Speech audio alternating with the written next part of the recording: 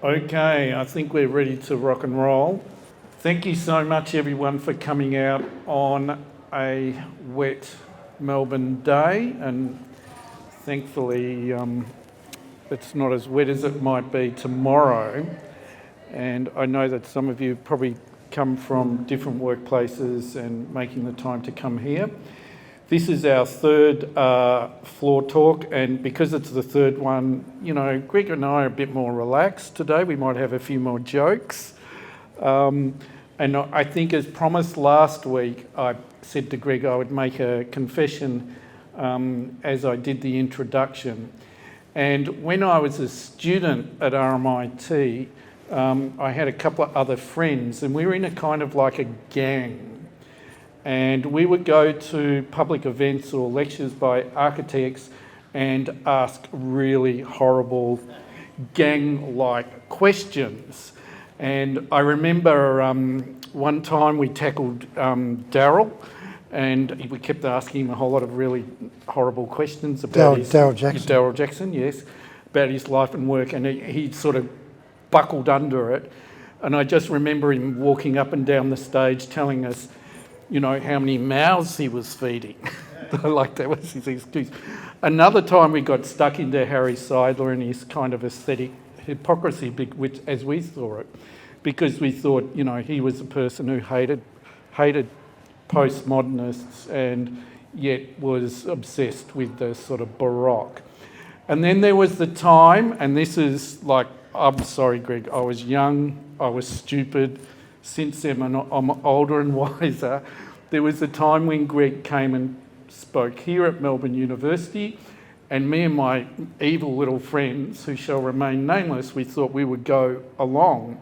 And we went to Greg's talk, and I can barely remember it, because what we did, I don't know if you remember, but what we did was then we lit incense inside the room and said a few things and disappeared. And I think at that particular point in my life, I wasn't in any way open to the kind of knowledge and the particular approach that Greg had towards architecture. And I think, of course, now I've done a kind of complete about-face. And what I realise now is that Greg's architecture is important because it is, in fact, a unique and different way of knowing. And I think at this particular point in time, in the present moment, as architects are faced with so many challenges, we do really need to think about the different ways of knowing and knowing through architecture. So I'm sorry about, I don't know if you remember that, but I'm sorry about the incense and all that sort of stuff. Incense or insects? Incense. Oh, incense. Okay. So that's the confession. Here we all are now. I think today, during the week, I was looking very closely at Greg's Enchurst competition, and there's a series of open rooms and verandas at the back of it, and it's just around the other side of that. And it prompted me to think about space. And I think when I look at those rooms and the models up there as well, they're like open veranda spaces. They don't have any particular assigned function. There's a fernery in that scheme. They're sort of focused on a Moreton Bay fig, and it reminds me of the boarding house that my father lived in the inner suburbs of Sydney, and he kind of lived out on this back veranda. So for me, looking at that scheme and looking at those open veranda rooms and those sort of spaces prompted me to reflect that scheme really has a kind of Sydney, sort of, for me anyway, sort of Sydney tone to it. But that is the intro for us to talk a little bit about space. Last week we talked more about geometry, and I'm wondering, the spaces in that scheme, the spaces or the idea of space in other schemes, but because for you it's not an abstract idea, and the space that you've created or we've created together in this exhibition is my sort of first lead-in. So Greg will say a few things about that, and then we'll try and get some questions from the audience. And that's, I won't say too much more. I think I've said enough, really. I was born in Newcastle, actually, so the climate is more familiar to me up there. The Edgehurst scheme was a very important scheme in my career or life, and I used the fragment of Edgehurst, this old Regency mansion, as a vehicle for looking at the evolution of consciousness. So the spaces are both a polarity with the original fragment, in that they're very fluid, very organic, very flowing, and as well as being fluid, they're contrasting with, I use it as the existing fragment is like a mindset of consciousness, of knowing structure, safety, and the new structure as a kind of bridge to a new consciousness. So there's a movement, there are centres, there are double centres because they're ellipses, those two verandas. So there's a sort of a sense of dynamism and movement of a new consciousness. So this is what I was exploring in one of these schemes which are along the middle here, which were outside the normal architectural practice. So I was setting myself some challenges that I wanted to find out about, go into more deeply. And this was the new geometry, and contrasting the new with the old in terms of consciousness. This space here, there's, I suppose, two spaces. The north space, which has a rather formal edge, almost a classical sort of apse-like edge, with those images or icons of the encounter between spirit and matter. So they're around the outside. Then there's a cross or a transverse permeability with the dancing screens in the middle, which are more like sort of a pattern of water, perhaps, in terms of their movement. And this space here with the Chartres labyrinth is steadied or more stable, and more classical, but it's actually a very complex path in from the edge to the centre, the path of the pilgrim, or in my case, the path of the architect. And it's an extraordinary thing to actually come into this labyrinth and get to the centre and get out again. So hopefully, it's a bit like in Chartres Cathedral itself, the chairs are often over the labyrinth, so they clear them off the labyrinth every so often so people can tread the path. And it's a kind of a healing path for carrying questions into the centre and out. Getting lost, doing it with other people is very profoundly interesting. We had a workshop here last Saturday, and the feeling of sacredness in the terms of a ritual was very, very strong, very powerful. So the people who attended, I think we all were very quietened and deeply impressed by the experience of doing it with other people. Maybe that's enough on that. Do we have any questions from people? Look, there's almost one there, maybe. No. Can you just say a bit more about Edgehurst and when that was? Yeah, maybe we have a bit more about that. Yeah.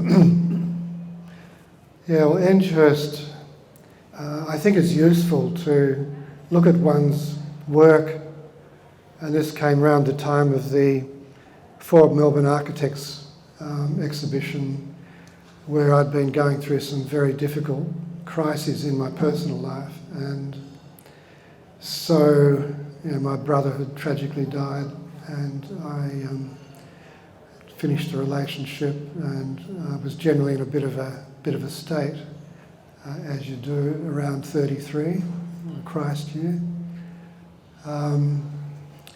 So the Enchurst project came out of around that time.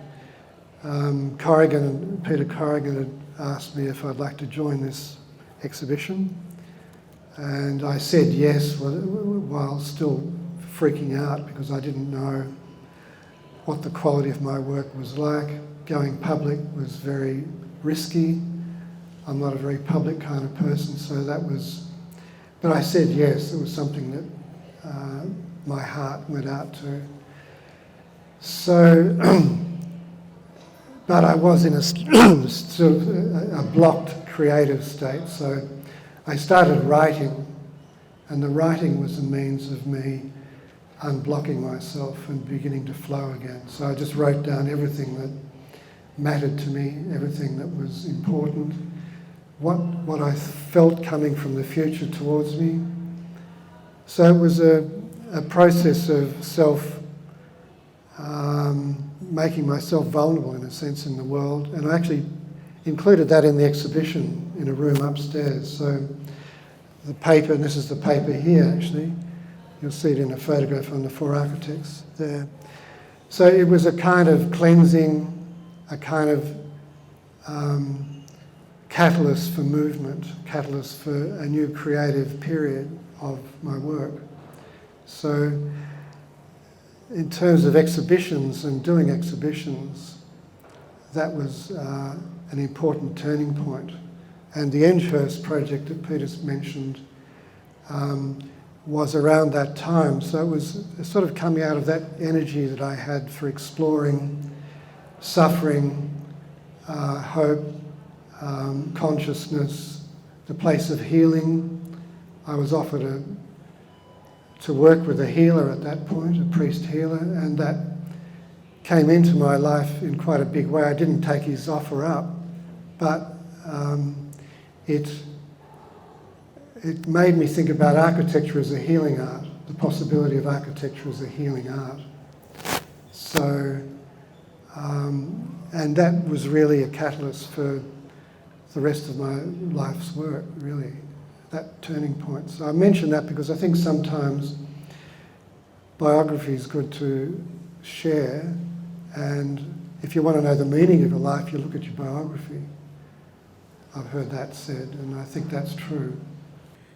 And I should just say to people that the 4 Melbourne Architects exhibition, which was, I think, a very important moment in Melbourne architecture and Australian architectural history, was about a year or a bit less than a year than the Enchurst project, which was based around the Institute of Architects Pleasures of Architecture conference, and 20 architects, including Greg from Melbourne, Peter Corrigan, I think Glenn Murcutt, Philip Cox, Daryl Jackson, amongst other people, went there and produced schemes for Enchurst.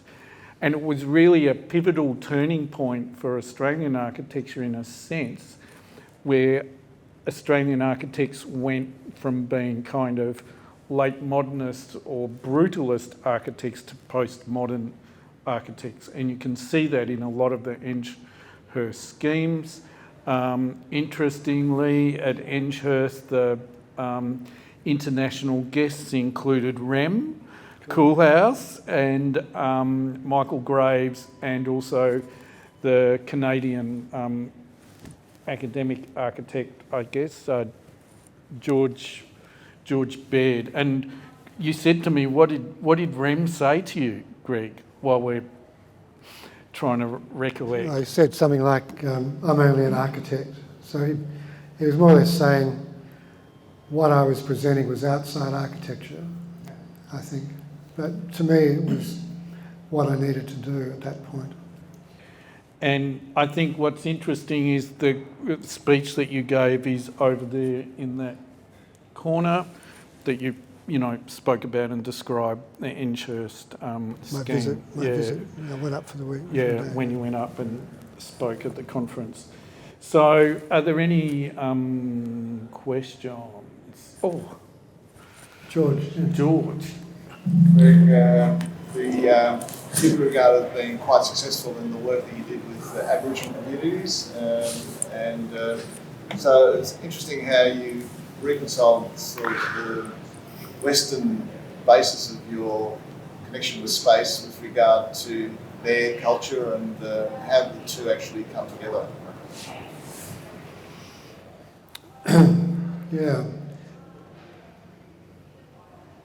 Well, I think there's a difference between the spatial reality of indigenous people and Western people. So I think, say, looking at the Uluru project, spatially it is very woven in with the landscape, with the country. So it's not walled. There are walls there, but there's a fluidity and release connection visually and spatially with the wider desert. And the forms let the energies flow. It's very, when you look at the plan of what the walls are doing, it allows energy to flow through it. And that's one of the characteristics of indigenous people, is the flow of space. It's so I just point that out as really maybe, particularly in that project, was thinking differently in the desert through the stories and the form below the Uluru aerial shot there. That form there is the spatial, if you like, the spatial motif for the whole project. And that came out of Nellie Patterson, one of the elder women. We were walking around the site. She put her hands together like that in two interlocking spirals and said, I want the building to show Ananu and the rangers working together as one. So this was the two and the one, the two arms. And then Ananu saw that as Kunia and Liru, the two sacred snakes. So this didn't come about through let's do snakes. It was an organic process that evolved quite naturally, living there for a month with a small team and getting to know people, getting the trust of the community, and evolving a concept that was agreed and shared as a collaborative concept before we left in that month. Is that enough, George, for that? Or? Sorry. It's interesting because Charlie. Yeah. Charlie. Indigenous culture doesn't have a tradition of building. Doesn't have a tradition of buildings in the Western sense. So in some ways you have to sort of bridge that idea of actually creating a building for their use to meet their needs. Yeah, it's very. The structures are very spindly, very strong actually, but often, which we use the motif in the building, inverting a she oak, so the roots are at the top, and the rafters engage with the roots, so the other end's put into the ground. So that's one of the basic Wiltshire structures, and windbreaks. So it's really very simple, ephemeral structures that just deal with wind and sun. So it's true. This is a more permanent building, which was asked for as part of the brief between Ananu and the National Parks Wildlife. I don't know whether I can. Do you want me to tease anything out there? Or? Charles, I'm sorry we called you George. George is over there. George is over there. Right, you're messing with my head now, Greg. Any other questions? Oh, Kirsten. Hi. Thank you, Greg and Peter.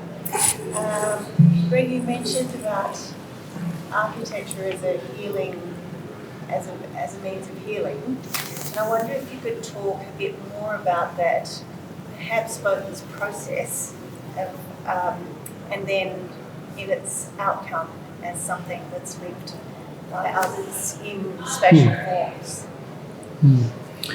Well, I think process is probably the same for every project in some ways. It's more exaggerated working with indigenous communities because they've had it rougher. And so there's something very important in working with a group and listening carefully, listening deeply, as a sign of respect, but also of understanding. And it's often not just understanding words. You're listening between words, you're feeling energy moving around, and even psychic play, which I was subject to, I'll say that, subject to at Uluru by the main lawmaker, come Christian pastor, who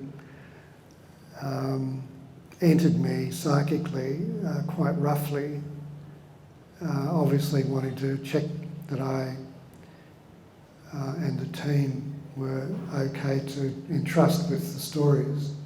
I think that's what it was about. But I let him know he was doing it, and I didn't like it. It was quite rough and like a psychic soul rape or something, I don't know. But he was checking me out. I just mentioned that as there's a different movement in the way projects happen and what you might have to work with.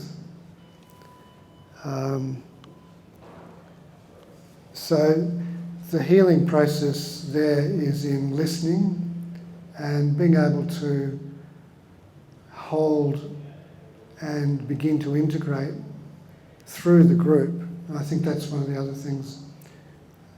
You're working with the group. It's not you coming in with ideas, what do you think of this, what do you think of that? There was something, say at Uluru, that came out of that ground, out of that country, and came out of the synchronicity of events that happened over that month. So they were also healing because a lot of the communities, they're all suffering from dispossession. There's difficulty in terms of alcohol, domestic violence, and so it's not the old balanced, harmonious culture that we sometimes romanticize. So the healing process is largely there about listening, people participating, like we had commissioned a number of paintings, a women's painting and a law painting, Chukapa painting, which you can see up on the wall there. So that participatory aspect is very empowering. So listening, participation, inviting, being led by. So that's quite tricky sometimes, the process of leading and following or listening and shutting up. But very important to do that well and sensitively, because you're building trust each moment, each day. Is that enough? So in the building, obviously the quality of how it's being built, the feeling, the hands, the heart that have been put into the building radiate back to people. So the quality of light, the way light enters the building, the reduced light levels, how that becomes mysterious, quietened, stilling, like the labyrinth in a way. Actually, part of one of the structures has something like the centre of the labyrinth, come to think of it. So there's something there about centre and periphery that's important. and how you work into that, both architecturally and spatially, but also in your heart or in your soul. The resonance of that is important. So I think it's quite subtle, and the principle of synchronicity, how things happen in the right time, that's an important part of working any project too, but particularly I found at Uluru, it wouldn't have happened without that. So it's something about giving over, and this is a healing thing too, the process of giving over your ego, your little will, to the larger will, which includes the ancestors, I'm sure, say in indigenous projects, that there's a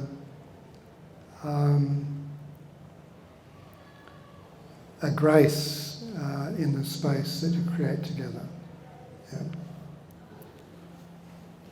All right. I think there's a few things I could say about that, but I won't.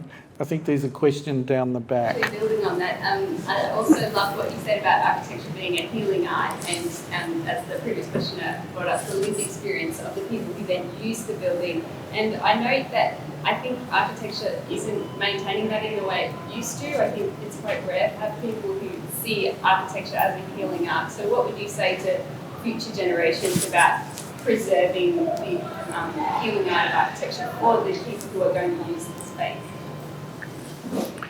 Yeah, well, I think one of the key things is to have continual engagement yourself with self-development, your inner life, and your sensing life in the world, in nature, with each other.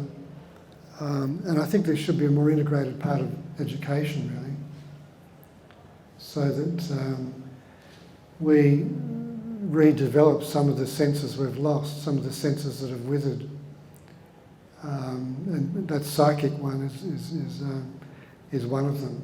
You know, the capacity to sense into things and see into things and work out of that space which is bigger than our small selves. So I think to take seriously the qualities we carry as a human being. Who are we? What are we?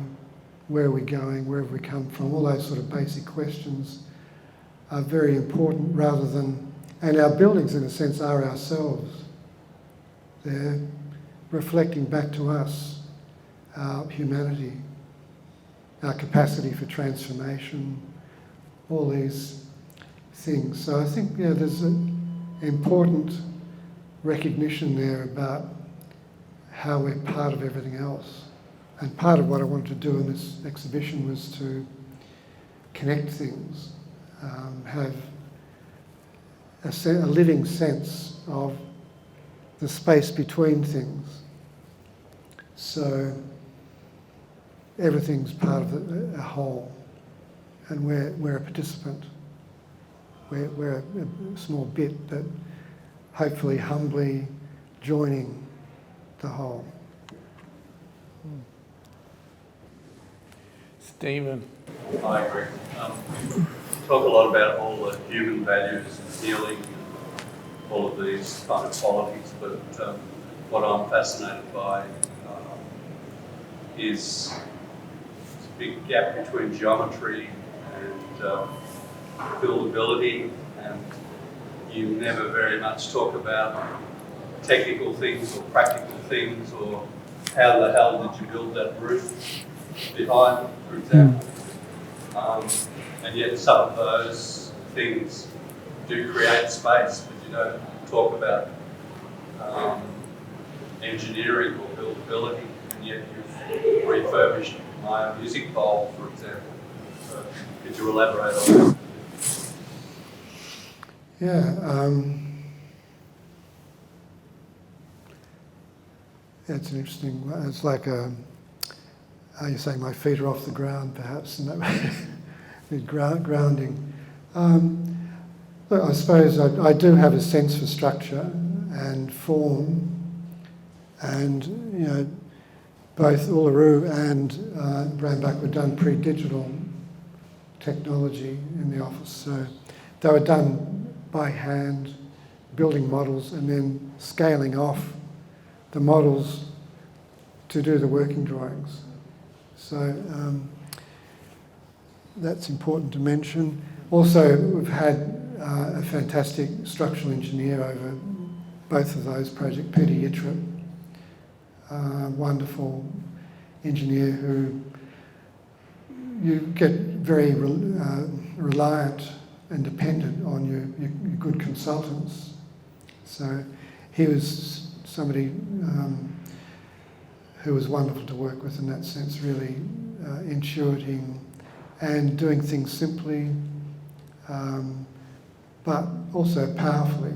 So, for example, rather than import laminated timber from New Zealand for Brambuck, Peter developed a nail pattern that joined 1,200 long bits of LVL into like a bicycle chain. So it was done very cheaply on site, and it was very effective, and did the structural job, but it also did the job of giving us sort of the backbone of a whale quality to one of the stories from the 5 communities. Do you want me to answer anything more specific? Oh, no, I just think that they're as important as some of the human values. Yeah, I agree. And Steve and I have worked together and collaborated on numbers of projects over years, and Stephen's a wonderful artist, and he did the stained glass for the Horsham Church over here and some other details in that. We worked together very closely. So, yeah, I think my strength's probably more in the generative, first conceptual things, connecting up with people, connecting up with country. But I do like to structure, make models, structure. Yeah, so I think you're saying you work it out at the model making stage a lot of it. You work it out at the model making stage, so that shows you. Thanks. Can I just say on that, there's about 100 models here, aren't there? Maybe almost 100. But in the overall collection, there are about 450 or of that order of study models and models. And as you said a few weeks ago, and I think this follows on from Stephen's question, model making is important because it is the heart and the hand and the mind coming together in a particular model or in a particular project. And I think that's really interesting. But I think the other thing is that I'm prompted to say is you haven't abandoned, technology. And one of the great things about the archive that we have with all those models is there are about 400 CD-ROMs or different other storage devices and things. And because it's such a complete archive or collection, what we're going to do, or what we can do, is do a cut, like a transect through it. And basically what we can see is, the development and evolution of digital practices in, architecture over a period of 50 years, from measuring the models and translating those to drawings to early, experiments or early efforts to use, digital and computing software. So the collection itself is really important, and I think it also gets back to that idea of synchronicity. Like the fact that we're here now, there's been a lot of synchronicity, and it's a miracle, really. And the fact that the whole collection of models, of sketches, drawing tubes, archive boxes, and digital storage devices were at Abington, thanks to Noel and Lindsay Henderson, who are Knowles and alumni of here, that is also a miracle, really, isn't it? So, pretty important. Yes, Amanda. This is actually about materiality and how you, with regard to the selection of the materials that you use to construct your creations, what's your sort of thought process there? Because I'm looking at this labyrinth and I'm thinking the real sharp labyrinth is actually not that visible on the floor, it's visible through the sort of passages of time and the wearing away and the erosion of the pilgrim's feet, and it's got, you know, a really different aesthetic to a flat surface print. And I'm just wondering, you know, the process that you go through in selecting how materials are going to be used and whether that informs the decisions that you make. So what informs it? Whether you're concerned with how the building's going to be used and the passages of time and How the material is going to be used? Yeah, and how the materials you select. Yeah.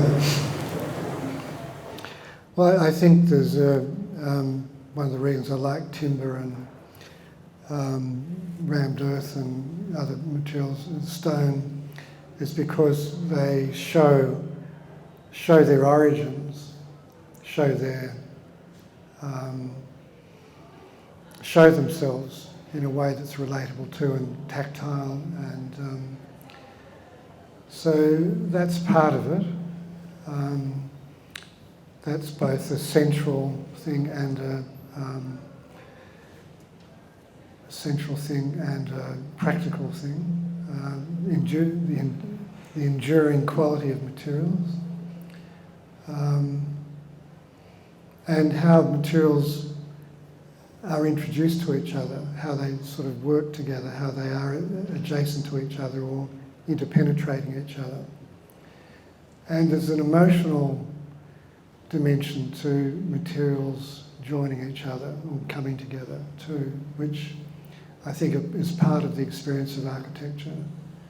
So there's an empathy in the body for and the soul for materials and materiality and the coming together of materials into integrated form.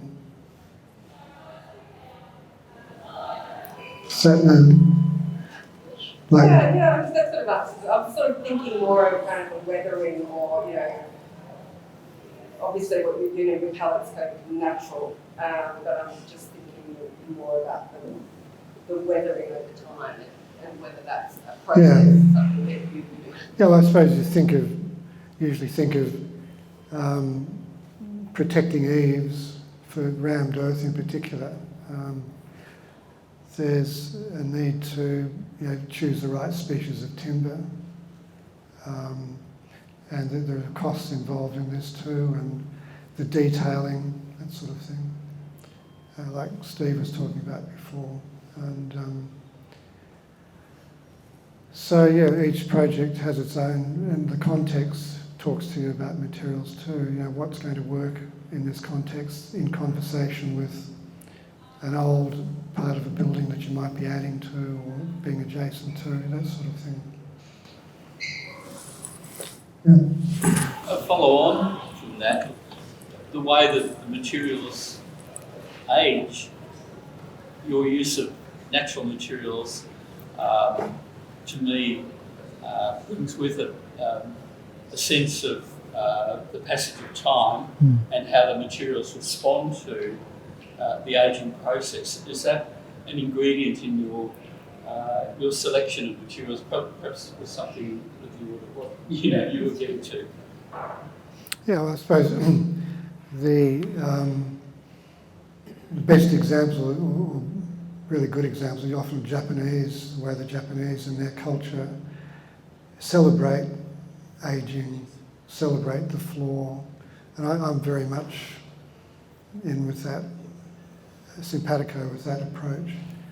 But architects also get hammered for materials that either age too quickly or start falling apart or rotting, so you've got to be careful. I think that's all part of being. Architects wear a lot of hats, and that the technician or the scientist, that's kind of part of being an architect, and some of us aren't very good at that, so we're relying on others for advice. Yeah. Yep, you. With your spirituality and when you're going through that journey that can cause quite a lot of pain or kind of exposure, do you bring your clients and the people you're working with you on that journey?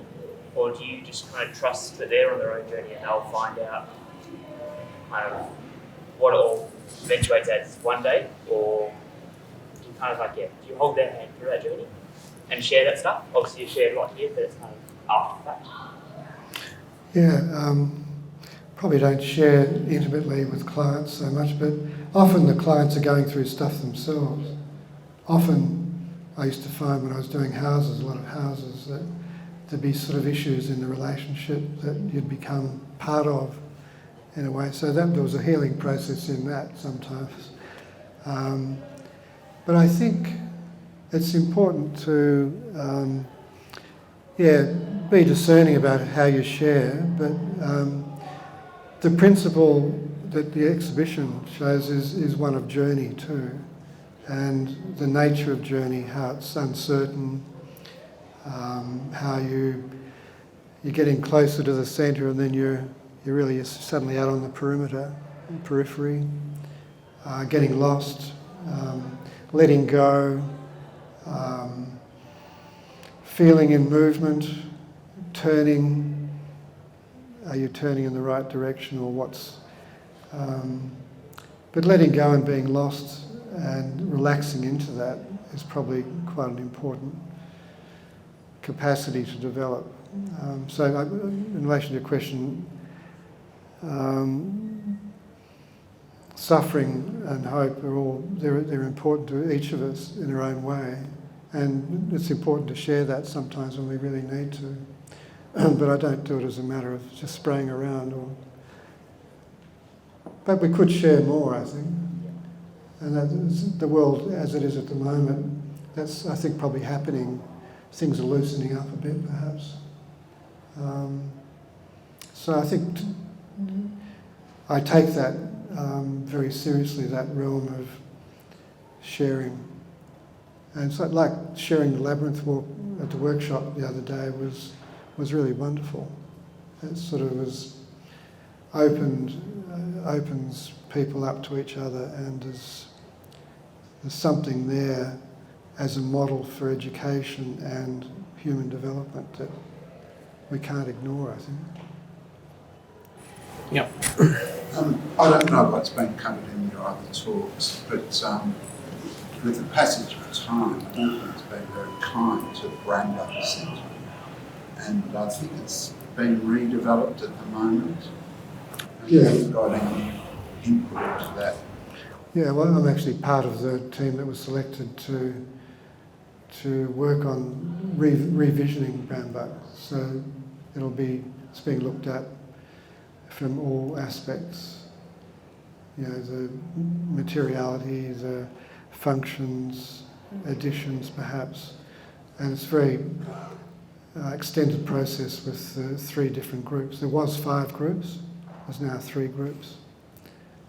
So it'll be an interesting test of a lot of these questions. The building's now been open for 30 years or something. So all these things are up for re-examination and review and rejuvenation. So it'll be interesting to see how it evolves. Because it's heritage, like a few of these buildings are now on heritage lists, and that becomes a bit of a complication, how to accommodate change and investment. Again, that throws up the complication you've just mentioned of buildings of the status of Bamborough having a heritage dimension, but it's still a living building and and providing a living environment. And it's a conflict that I think we see, well, in my part of the world very frequently, where there's some preciousness about heritage, but the building still has a life, and it's part of a community that is evolving, and the tension between the two is a bit of a challenge. Yeah, well, say with the Eltham Library, I was involved a while back with an attempt to make the community space there more of an art gallery feel. And I was all for change. I was thought, as you're saying, the building's having a life. It's the needs that need to be met for the community. But in that case, the heritage people came down and said, no, you can't do that. So I was on the side of for change, but change is an interesting thing, how you transform something in the right way, like with ourselves, same with buildings. It's a challenge to get it right. All right, I think that might be it, unless there are some more questions. Oh, yes. I did architectural practice last year. Oh my God. So I was just wondering, in terms of sort of taking the two together, Greg, in terms of like your buildings are obviously like stunning. How do you deal with the sort of very creative and creating these like beautiful buildings with more of the practical side of architecture, and how do you personally manage everything that it takes to be an architect? Yes. Yeah, well, I think the short answer is collaborating. So you're part of a team. You can't do architecture on your own. I mean, there are sole practitioners, but in terms of technical advice and even administration, different aspects, I mean, you really have to choose the people you work with very carefully. So that's been what I've tried to do. Not always successfully. It's always an interesting dynamic running an office as to how things are going, and there's all sorts of complications that come up, as well as wonderful synchronicities and that sort of thing. I was going to say collaborate and pray. So, that's true actually, and I probably should have mentioned that before. The part of the healing process, I think, is say it all through. I would, early in the morning, I would pray, do my prayers, meditate, probably do some drawing, thinking.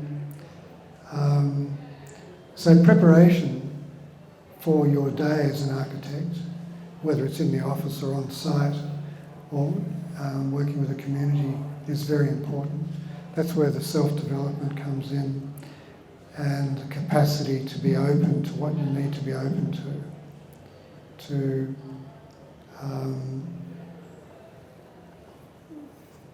be prepared to face what's coming to you from the future. Be ready for that, be light on your feet. The right attitude, I think that's the other thing. Sorry. That gives me the idea, Greg, that next time we run the architectural practice subject, you can come in at the very beginning and say that to people, which I think will be interesting. I think we might wrap it there because we're at 1 o'clock almost. So it's been 3 fascinating conversations with Greg. I think there's other material on the MSD website from our In Conversation talk in the big lecture theatre a couple of weeks ago, and a whole lot of other stuff. I think we're putting together some interviews which will go up on the website as well about the collaboration for this exhibition. So thank you so much for sharing so much of yourself and your work over the last 3 weeks. It's been great. And again, I'm sorry for having that tiny little brittle ego that went into your talk many years ago and lit the incense because we thought that was kind of funny. And I think, frankly, we had no fucking idea. So I'm really glad that I'm much more open and have discovered your body of work. So thank you so much. Thanks, Peter. Yeah.